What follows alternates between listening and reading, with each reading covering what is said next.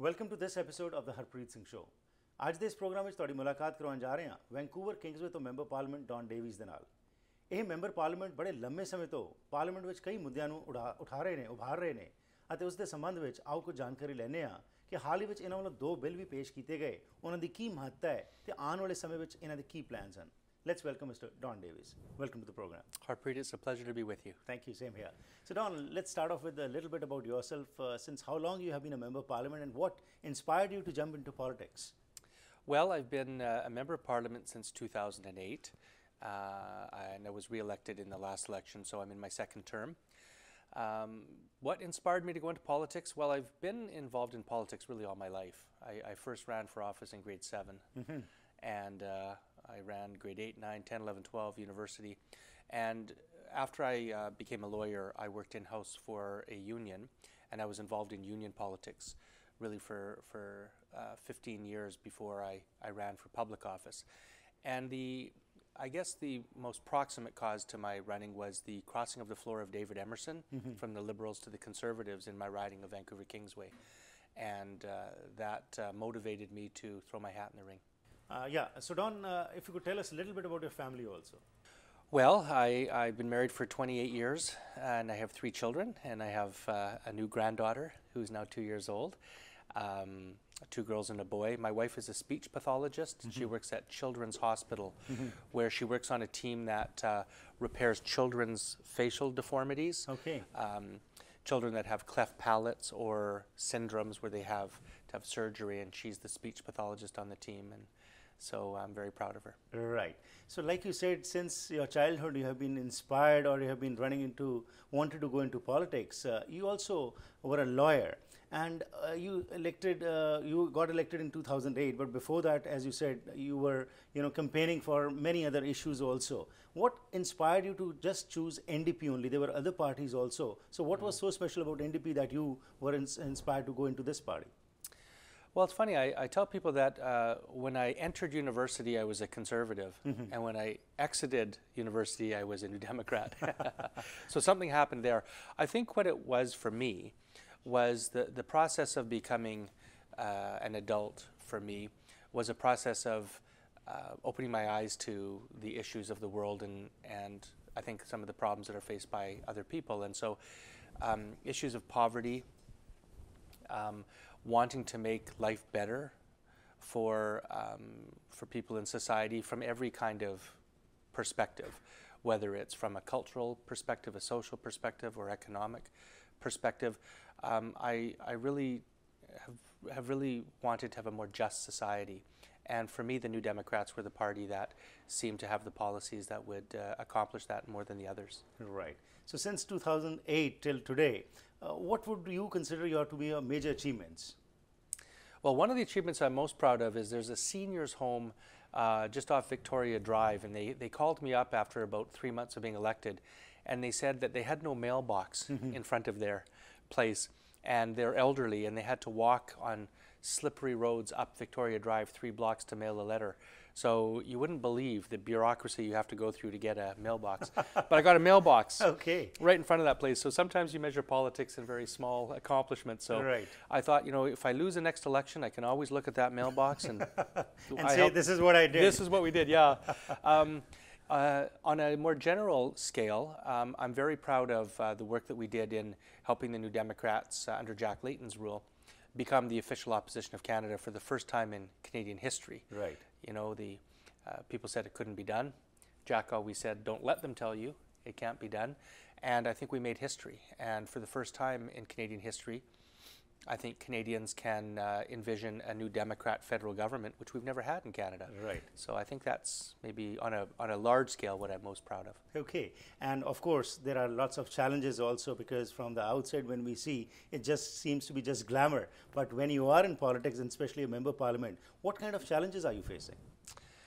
Well, I have to say that, Harpreet, you hit the nail on the head. From the outside, it may look glamorous. There's very little glamour, actually, in politics. I work 6 to 7 days a week, and it's a lot of work behind the scenes that people don't see. So you get a lot of phone calls people with their immigration problems, a visitor visa that's not been issued, people that have difficulty with their employment insurance claim, or any manner of issues. And helping those people on a day-to-day basis is really what I think a good representative does. And so there's maybe not a lot of glamour in that, but there's a lot of satisfaction. So I'm sorry, your specific question was? Yeah, and other kind of challenges what you're focusing on, because these are the challenges what you are mentioning from your constituency, and I will be coming next to your constituency also, the composition of your constituency. So overall, these are the issues which people bring to you. But again, as you said, it's a lot of time commitment, and behind the scenes, a lot of work goes which the people do not know, or they do not realize that. And probably that is also one reason that over the years what we are finding is that politicians' credit worthiness is going down in the eyes of the common people. What do you have to say about that? Well, I wish it were otherwise.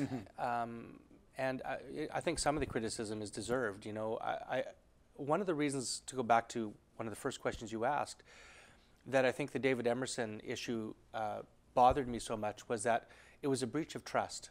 In a democracy, when people put their faith in a particular politician, if they elect a Liberal or they elect a Conservative or New Democrat, then they expect those people to honor that choice. And when they don't do that, there's a fundamental betrayal of trust.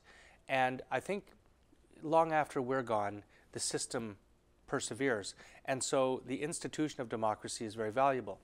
And so when politicians don't keep their word, when they are dishonest in whatever manner, I think that it harms democracy, and this is what contributes to a lack of respect for politicians generally. And so it's something that I think is particularly important for me, is that it's important to have integrity and keep our word. And sometimes that means telling people the truths that they don't want to hear necessarily, but I think it's important for the broader interests of our democracy as a whole. And I think ultimately people respect that. Talking about your riding and where you represent them for the past 2 terms. So basically, what is its composition and what kind of challenges or issues the people are facing which generally come forward to you? Well, Vancouver Kingsway, I think, is one of the most multicultural ridings in the country. It is 43% ethnically Chinese. It is 12% South Asian, 10% Filipino, 8% Vietnamese. So well over 65 to 70% of the riding is non-Caucasian. So I'm actually a visible minority in my riding. I'm the affirmative action candidate. So it's also demographically quite diverse. It's quite wealthy on the west side over in Shaughnessy, and then it gets to be quite working class and poor on the east side. The median income, meaning 50% of people in Vancouver Kingsway, live on total family income of less than $50,000. And in an expensive city like Vancouver, that's difficult. So the issues that I find the most compelling for me in the riding are issues of affordability. You know, people struggling to have housing, adequate, safe, secure housing, to be able to take care of their parents when they age, to make sure that their children can get a good education and go to university. You know, to be able just to take a vacation once a year and just live the kind of, I think, middle-class life that most Canadians aspire to, that I think is becoming less and less possible for people, which is why I think our country is going in the wrong direction under the Conservatives, because it's making life more unaffordable for people when I think we should be adopting policies that help more Canadians rise their standard of living. So, Don, we'll go for a break, come back, and federally where NDP stands today, especially after the passing away of Jack Layton, and what all you have done in the Parliament in the past few months. Some bills were introduced by you. We'll talk about that.